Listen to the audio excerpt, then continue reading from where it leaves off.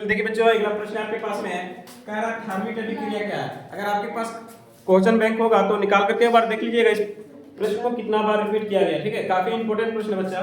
ठीक है, कह रहा थार्मिक अभिक्रिया क्या है। तो जब आयरन 3 ऑक्साइड की अभिक्रिया, किसकी अभिक्रिया, तो बेटा याद रखोगे आयरन 3 ऑक्साइड की अभिक्रिया एल्यूमिनियम के साथ कराई जाती है। किसके साथ कराई जाती है, एल्यूमिनियम के साथ कराई जाती है, तो भारी मात्रा में ऊष्मा उत्पन्न होती है। क्या होती है, भारी मात्रा में ऊष्मा उत्पन्न होती है। इसी अभिक्रिया को हम लोग क्या कहते हैं, थार्मिक अभिक्रिया कहते हैं। इस अभिक्रिया के दौरान, अब इस अभिक्रिया के द्वारा जो टूटे हुए रेल पटरी होता है, समझ रहे हो, जो टूटे हुए रेल पटरी होता है, जो मशीनों के जो पार्ट पुर्जे होते हैं, ठीक है, जिसमें दरारें होती है, उनको जोड़ने का कार्य किया जाता है।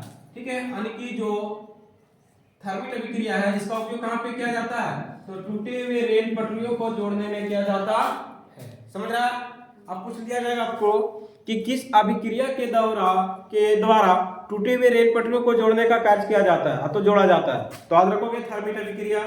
सबसे अधिक पूछा गया थर्मिक अभिक्रिया है क्या, तो जब आयरन 3 ऑक्साइड की अभिक्रिया एल्यूमिनियम के साथ कराई जाती है तो भारी मात्रा में ऊष्मा उत्पन्न होती है। इस अभिक्रिया को क्या कहते हैं, क्या याद नहीं रहेगा, रटना है क्या।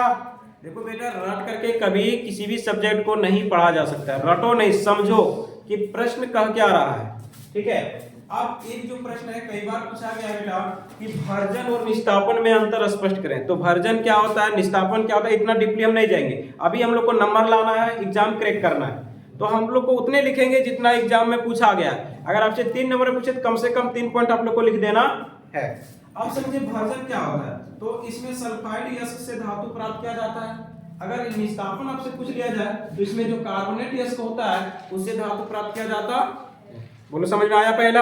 दूसरा बेटा, इसमें अधिक वायु में गर्म किया जाता है, यानी अधिक वायु की उपस्थिति में इसको गर्म किया जाता है, जबकि जो निस्तापन की क्रिया होती है सीमित वायु की उपस्थिति में होता है। किसमें होता है, सीमित वायु की उपस्थिति में होता है। इसकी जो अभिक्रिया के दौरान क्या होता है, सल्फर डाइऑक्साइड गैस निर्माण होता है। कौन सी गैस, सल्फर डाइऑक्साइड गैस निर्माण होता है, और इसकी में जो होता है कार्बन डाइऑक्साइड गैस निर्माण होता है। क्या समझ में आया, यानी इस क्रिया के दौरान, अभिक्रिया के दौरान सल्फर डाइऑक्साइड का निर्माण हो रहा है इसके द्वारा। अब आप देखिए सल्फर डाइऑक्साइड जो है किसके लिए जिम्मेदार है, अम्लीय वर्षा के लिए। याद रख लेना कभी कभी, अम्लीय वर्षा के लिए जिम्मेदार है। CO2 किसके लिए है, विश्व उष्णता के लिए जिम्मेदार है। विश्व उष्णता के लिए जिम्मेदार है कि जो गर्मी बढ़ रही है, दिन ब दिन तापमान बढ़ रहा है पृथ्वी का, ठीक है, इसके लिए कौन सी गैस जिम्मेदार है, कार्बन डाइऑक्साइड। ठीक है, तो इस चैप्टर को जो इंपॉर्टेंट प्रश्न था उसको हमने करवा दिया। अगर इतना कर लेते हैं तो हमको नहीं लगता इससे बाहर जाने वाला है। और कुछ प्रश्न आपने जो पढ़वाया है, ठीक है, उसको पढ़ ले चुकी। देखिए, एक दिन का क्लास और कहाँ एक सप्ताह का क्लास, अंतर तो होगा ही ना। उसमें हमने काफी डीपली लिखवाया है, तो कम से कम इतना आप लोग कर लीजिए। इतना अगर कर लेते हैं तो अच्छे स्कोर आप लोग कर सकते हैं एग्जाम में। ठीक है, ऑल द बेस्ट।